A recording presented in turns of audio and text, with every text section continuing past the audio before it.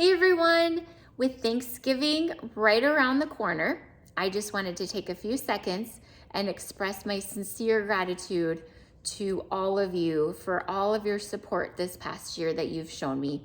Started a brand new practice, wasn't really sure how it was gonna go. It's a little bit of a different approach, kind of blazing a new trail. It was a little bit of a gamble, but I have met some really cool people. I have the best patients. I truly am thankful for each and every one of you. You guys have taught me a lot.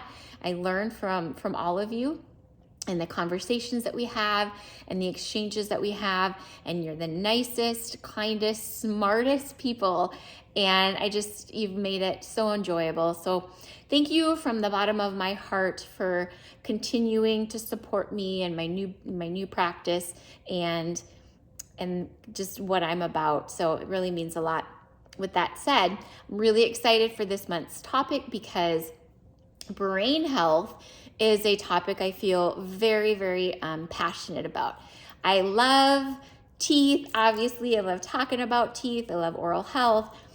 But I would dare to say that even more than that, I love talking about brain health, because I can't think of any other organ in the body that's more important than our brain. Obviously, it controls everything.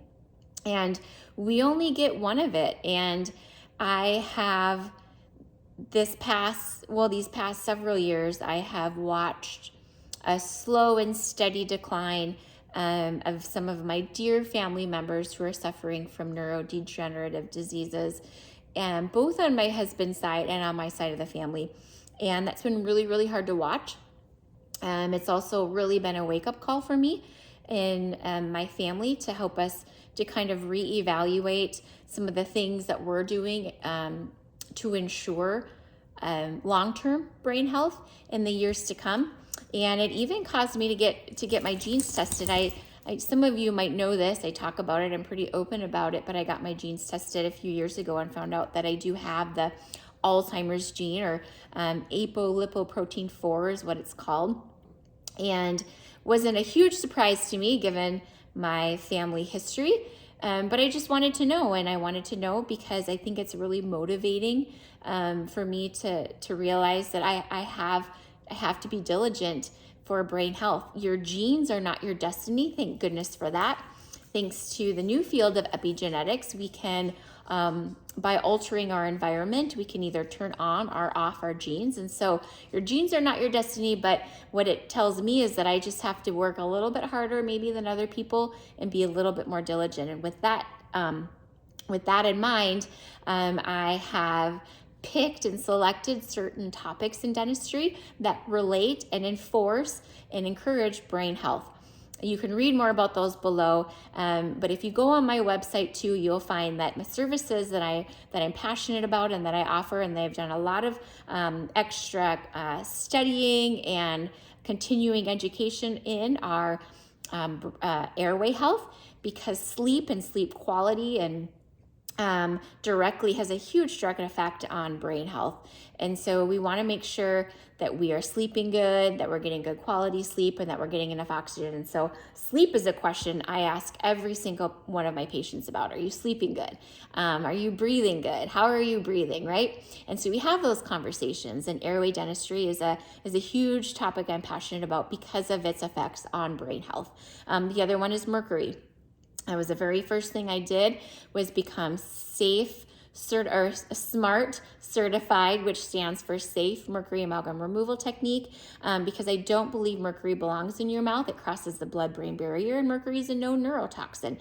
And so that's why I spend my days removing it, and removing it safely from people's mouths. It does not do good things to your brain and brain health. And there's lots of research out there on that. You guys can find that yourself. But so mercury removal, sleep or airway dentistry, and fluoride. You can read some of my Friday fluoride posts that I've done, and actually the last newsletter was about fluoride. So fluoride, especially on developing brains in kids, it's just not a good thing. So amongst all my services that I offer in dentistry, they're all tied to brain health, because I feel very, very strongly about that. The other thing that I'm really, really working on personally is practicing gratitude more. So I have the type of personality where I kind of tend to just see what's wrong and what needs work and what needs improvement. And so I have been a lot more intentional lately in focusing on what I'm thankful for, what's going right. And because I know that gratitude and practicing gratitude has direct effects on our brain health as well. It rewires our brain. And so they've done studies, like they've hooked people up and they've had, people think about things that they're truly grateful for and that are meaningful to them. And they can see the difference of activity in the brain. So we know this is not just fluff. It's not just like feel good stuff. Practicing gratitude has a profound impact on your brain. And so that is a practice that I have implemented in my own personal life recently, and I really am trying to be more diligent and consistent with that. So with Thanksgiving, it's a great time to start practicing gratitude and getting in the habit, whether that's a journal, jotting down some things in the morning and at night before you go to bed, or, verbally saying it out loud and to other people, telling other people you're thankful for them. And even just talking out loud to yourself. Sometimes it's easy to get in the rut of complaining about the weather, complaining about traffic. There's a lot of things to complain about, and I'm trying to turn my complaints into thankfulness, saying I'm thankful that I have a car to drive in the traffic and the construction and on the icy roads. I'm thankful that the snow is white and pretty, even though it's annoying and cold. Just really trying to focus on what I can be thankful for. So that's something I'm working on because I know it's going to improve my brain health, along with all the other things that are in the newsletter that I do in my practice on a daily basis. I just want to leave you with one supplement that if you guys wanted to, implement or include one supplement specific to brain health, I would recommend a really good quality omega-3.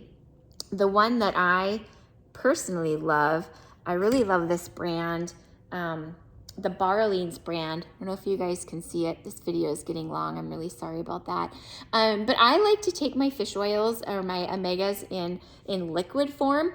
I have tried some pills. If you get really good capsules, you won't really burp them up if they're good quality capsules. But nonetheless, I take enough pills and capsules. I swallow enough. And so I really like having my omegas, my omega-3 in liquid form. Comes in lots of different flavors, and they taste really, really good. And it's really important to have both EPA and DHA in your omega-3. I don't know if you guys can see that. There's different ratios that you can get of EPA and DHA.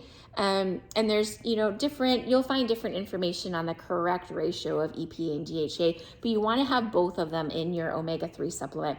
I'd have to say that once I started regularly supplementing with a good quality omega-3s, I noticed a really big difference in my memory. I had less brain fog. I had more clarity, and my mood improved too. And so if you want to just do, two things, add a high quality, healthy omega-3 fish oil to your regimen and practice gratitude.